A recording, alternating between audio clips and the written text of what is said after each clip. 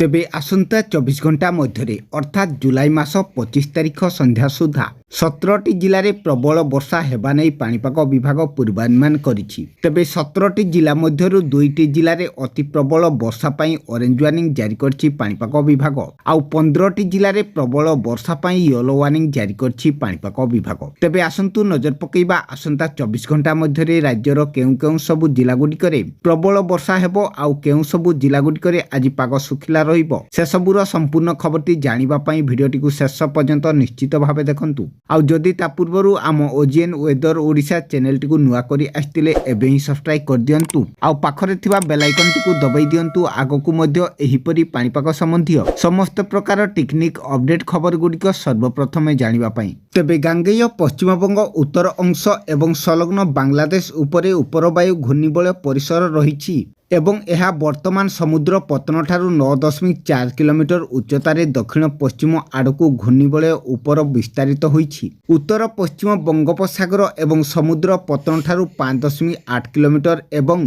9.4 kilometre उच्चतार उपर वायु घूर्णिबलय उपरुक्त घूर्णिबलय सहित मिसी जाइछि। एहार प्रभाव रे पुणी एक लघुचाप जुलाई मास 26 तारिख बेलकु बंगोपसागर रे बांग्लादेश पाखापाखि एक लघुचाप सृष्टि होबार संभावना रही बोली पाणीपाग विभाग पूर्वानुमान करिछि। एहार प्रभाव रे जुलाई मास 27 तारिख पर्यंत राज्य में प्रबल वर्षा जारी रहिबो।